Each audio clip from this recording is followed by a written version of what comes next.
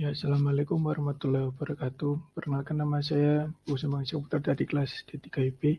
Nah, di sini saya akan mempresentasikan hasil kerja saya mengenai manajemen keselamatan dan kesehatan kerja pada lift.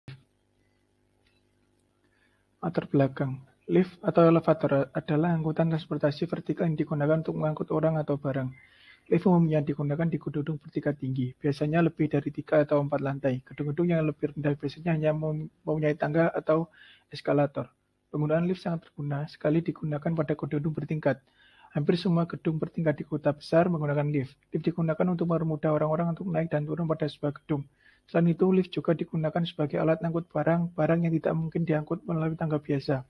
Oleh karena itu, pada makalah ini akan membahas mengenai keselamatan dan kesehatan kerja pada lift beserta dengan penerapannya. Diharapkan dengan adanya makalah ini, pembaca dapat mengetahui dan menerapkan kiat-kiat apa saja yang harus diterapkan pada K3 lift. Tujuan dan manfaat, yaitu tujuan dari makalah ini adalah untuk memberikan informasi K3 lift pada pengguna dengan berpatokan pada keselamatan dan kesehatan kerja.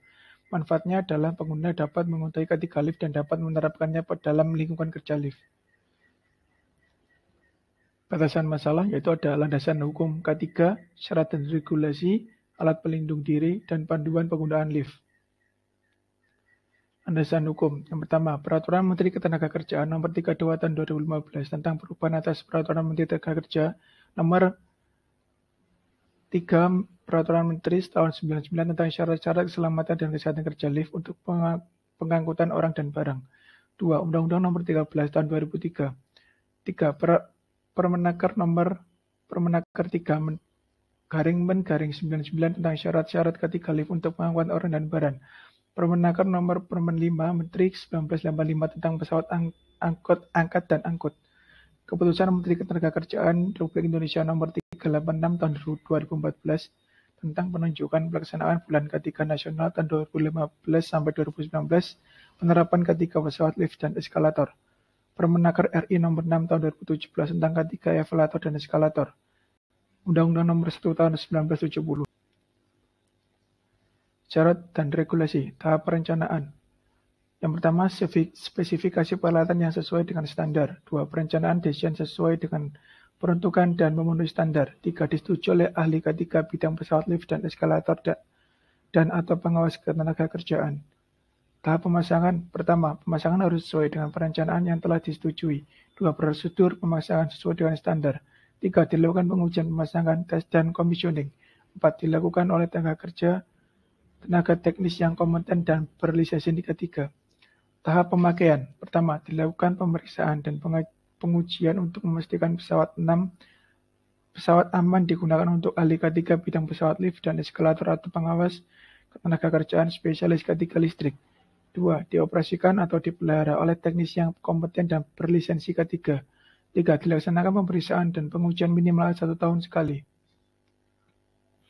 Untuk alat pelindung diri yaitu ada helm, kacamata, masker, sarung tangan, sepatu kerja, dan pakaian kerja. Panduan menggunakan lift, yang pertama yaitu ada aturan ketika memasuki lift, yaitu memberi ruang bagi penumpang yang akan keluar masuk sebelum memasuki lift. Memperhatikan lantai lift bisa jadi tak berada posisi sejajar dengan lantai di mana Anda berada. Jangan berdiri menutupi lift dan hindari pakaian atau barang bawaan Anda menghalangi pintu lift. Memastikan anak serta peliharaan dalam jangkauan. Penumpang yang berada di dekat pintu harus memberi ruang bagi penumpang lift yang akan keluar. Penumpang menekan tombol pembuka pintu lift bila ada banyak penumpang yang akan keluar masuk lift. Jangan pernah mencoba menghentikan pintu lift yang menutup. Ketika sampai pada lantai tujuan, menekan cepat tombol lantai tujuan Anda dan beri ruang bagi penumpang lain untuk bergeser tempat. Aturan ketiga, berada di dalam lift. Memegang pada pegangan tangan yang berada di dalam lift jika ada. Berdiri di samping dinding lift. Memperhatikan indikasi lantai tujuan pada pintu lift. Jika pintu tak membuka saat lift mencapai lantai tujuan, tekan tombol pembuka pintu. Aturan keluar lift. Segera keluar dari lift sampai di lantai tujuan. Jangan biarkan penumpang lain mengantri di belakang Anda. Jangan mendorong orang di depan Anda ketika akan keluar lift. Memperhatikan langkah Anda, posisi lantai lift bisa jadi belum sejajar dengan lantai tujuan. Yang berikutnya yaitu ada aturan saat kondisi darurat lift. Jangan panik jika lift berhenti di tengah-tengah atau antara satu lantai dengan lantai lainnya. Ada cukup banyak udara dalam lift, jangan memanjat keluar dari atap lift. Menggunakan alarm atau tombol bantuan telepon intercom yang tersedia di lift untuk meminta bantuan. Menunggu hingga bantuan datang dan jangan coba meninggalkan lift yang belum berhenti secara normal. Lampu darurat akan muncul ketika ada masalah pada lift. Analisa kasus di gedung Ombudsman pada 2019, di mana lift yang digunakan mengalami kegagalan pengereman.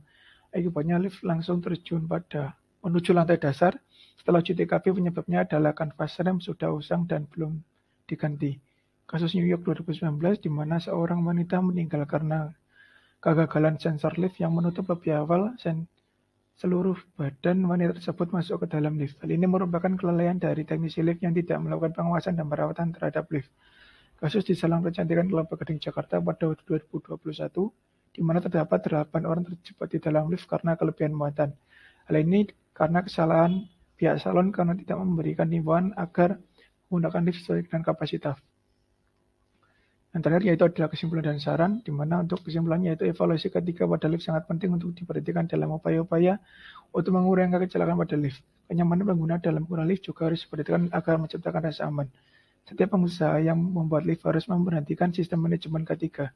Syarat dan regulasi pada lingkungan kerja lift harus dipenuhi agar terciptanya integritas dalam sistem manajemen ketiga. Memberikan himbauan kepada pengguna lift dalam menggunakan lift dengan aman. Memberikan himbauan kepada pengguna lift untuk menggunakan alat pelindung diri. Teknisi ketiga lift harus melakukan pengawasan terhadap lift secara berkala. Ya, mungkin itu saja presentasi dari saya. Wassalamualaikum warahmatullahi wabarakatuh.